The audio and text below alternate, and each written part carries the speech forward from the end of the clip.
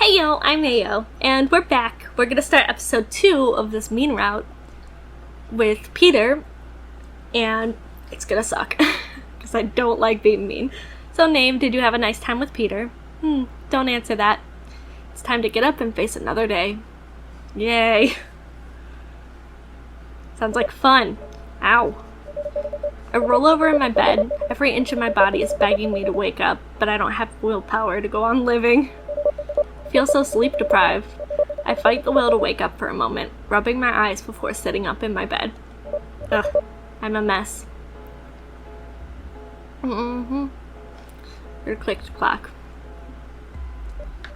9:12 a.m. Oh god, I'm late for work. Finally dressed, I rush out of my bedroom, making my way to the kitchen section where I normally put my work keys. Hey, looks like someone's in a hurry. Yeah, no thanks to you, Lucy. I blurt out as I snatch my keys from the counter, glaring over towards my roommate who had the nerve to look confused. Why didn't you wake me up? My deadbeat of a roommate tensed up a little, looking both offended and startled with my sudden outburst. Good. Dude, I heard you rummaging around earlier. Don't pin your lazy ass on me. She tries to explain. Not even her excuses have any effort, that fucking bum. I then shake my head, focusing back on my predicament. No, I wasn't rummaging around earlier. I just barely woke up. You know I have to work at 7 and you let me sleep till 9? What kind of shit were you and your fucktoys noiding up last night, Lucy? My roommate instantly takes offense to this, lashing me the most glorious of birds before storming off into their room. You know what? Fuck you, and I'm not your keeper, and you're not my fucking dad. And I told you not to call me Lucy! Okay, sorry. I didn't know you were gonna read that yourself. Once my roommate slams her door shut, I simply scoff and make my way out the door. With any luck, she'll be gone when I get back. Maybe I'll find a more tolerable roommate then. I hustled down the stairs and out the apartment building, but after running into Lucy, I slow my pace. I don't like that job anyway. If I get fired, fine. The day is already shitty, so why not just pile it on? That's not the best way to look at it. It's a Sunday. There's usually hardly any customers on Sunday mornings, but even then, it doesn't excuse my lateness. I saunter through the front doors of the diner, walk into the kitchen and grab my apron off the coat hanger along the far end of the wall. This is different. Normally they rush in to get the coat, or the apron. The apron seems to be the only place where grease stains don't get all over me. Fumbling to tie the apron on, I go to the time clock and don't waste time digging for my time card to punch in. If I'm going to get fired today, I might as well milk it for every minute I'm here. Wait. According to this, I already clocked in. You could've... My attention snaps towards the sound of approaching footsteps. Whoever it is, they're not trying to be discreet as they carry a clanking stack of dirty dishes back from a table. There you are. Where have you been? Oh, TK, I love you. I've been covering your shift for the past 45 minutes without the boss even knowing you're not here. I'm sorry. TK rushes by me as they gently place the dishes into the sink of soapy hot water. Wiping their hands, TK sighs loudly enough to make sure that I hear it. They're like this all the time though, always acting like they're the big sibling to everyone and keeping things in one piece. I huff as I try to think of an excuse that doesn't sound as pathetic as my alarm didn't go off. But the truth is all I have, so I try to downplay the issue. I don't get why you're making such a fuss. We're pretty much dead on Sunday mornings. You clearly weren't paying attention when you came barging in. TK wipes their hands on their apron before gesturing for me to look out through the service window. What the? Are you kidding me? Why are there so many old farts here? I try not to raise my voice to a point that the fiber-chomping boomers outside did not hear me. A tour bus came along, that's what happened. Now stop asking questions and start waiting tables. TK hands me a spare notepad and pencil and nudges me out of the kitchen. Great, here I am, hoping to have an easygoing day, So much for that.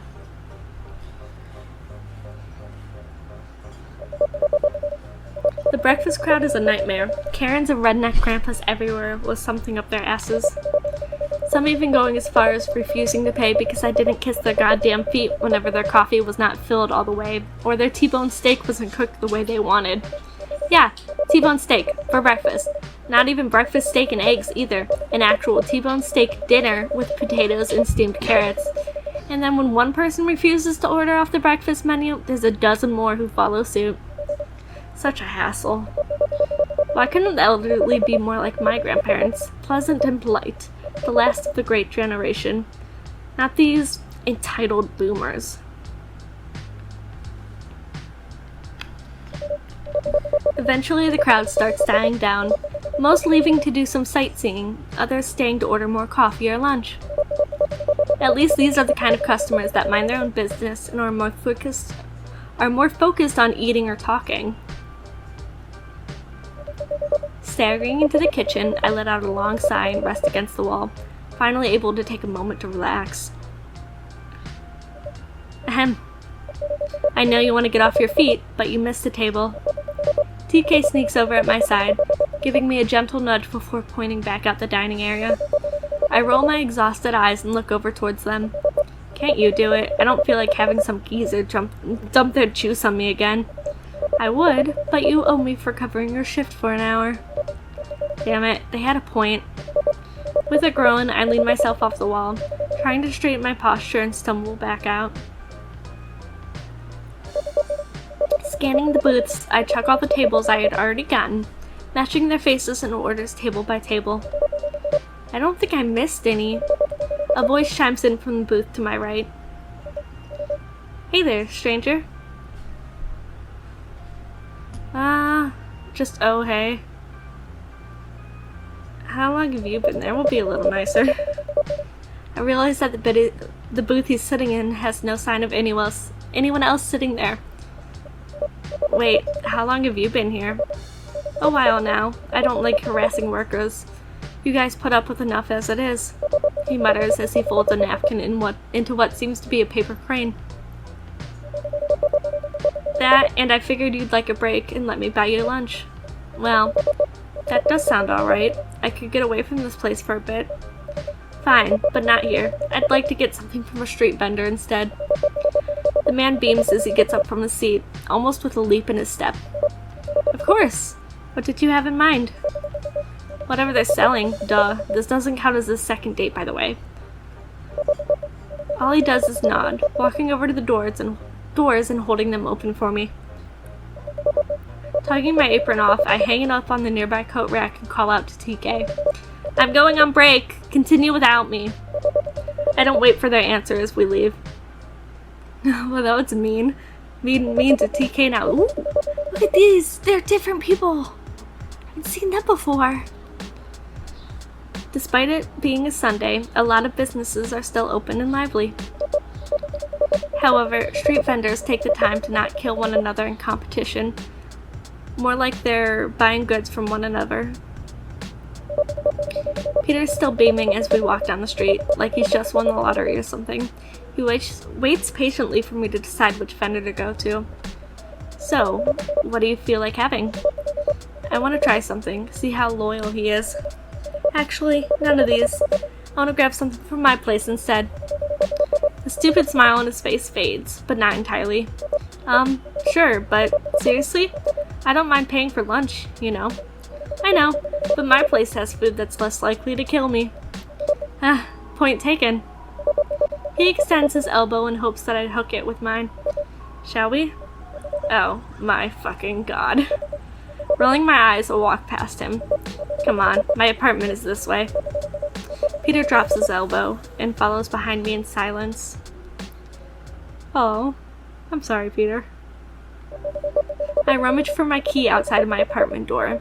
I take sharp glances over towards Peter, who stands with a blank expression on his face, taking in the bland decor of the hallway. Anything would impress him, wouldn't it? Name. There you are. Don! Jesus! I yelp, completely taken off guard by the landlord standing behind me. Peter instantly becomes defensive as he positions himself between me and the landlord. Excuse you, you can't just sneak up behind people like that. The old man unapologetically crosses his arm as he continues. The other half of your rent is due today. Judging by his expression, his day's just as exhausting as mine. Fine, I'll talk to Lucy about it. I mumble as I finally find the key to the door and try to get inside to avoid another lecture. Actually, I'd prefer if I came in to talk to her about it right now. It wasn't a request. Alright, coming in.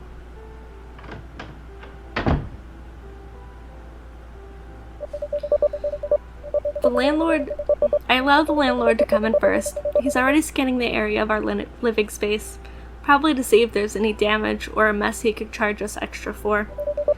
There's an unsettling silence between us both as he continues to look around the place. She's not here, is she? I guess not. Lucy is naturally loud, and when she's not, she's smoking things in here that would get us kicked out in a heartbeat.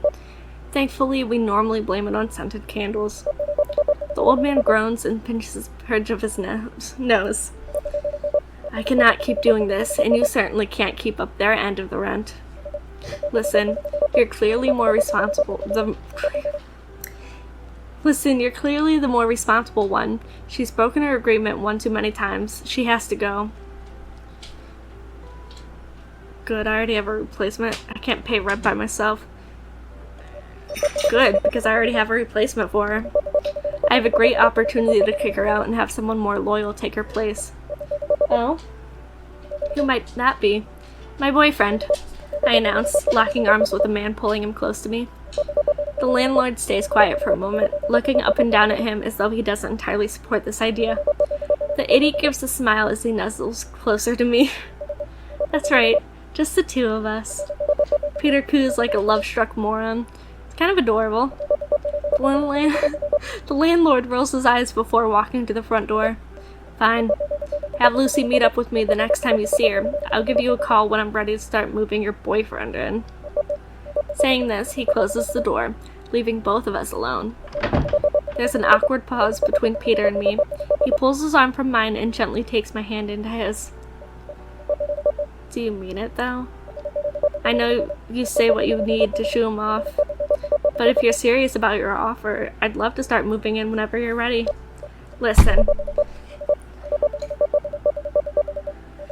Listen, it's nothing serious, alright? I just need her out and someone to pay their share around here. You think you could do that? Peter smiles, his lips curling to show those fangs that I didn't notice before.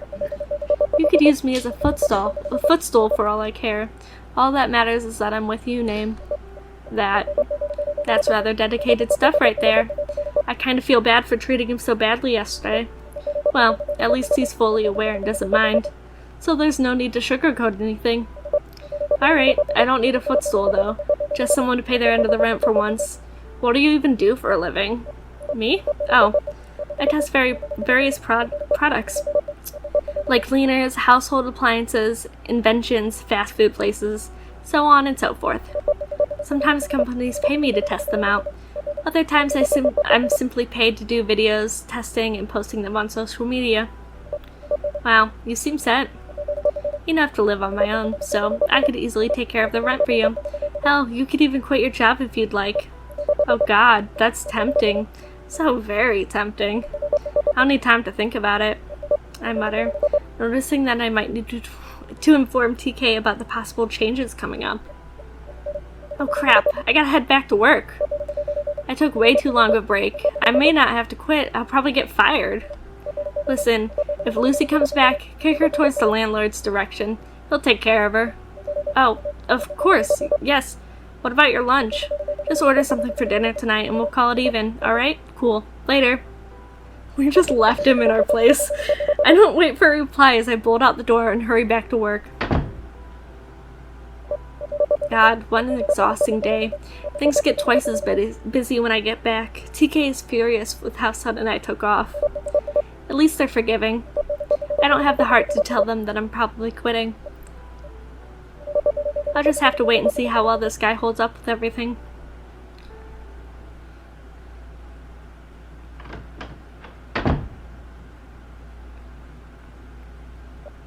Ugh, finally home. What the? Don't tell me that Lucy forgot to pay the power bill.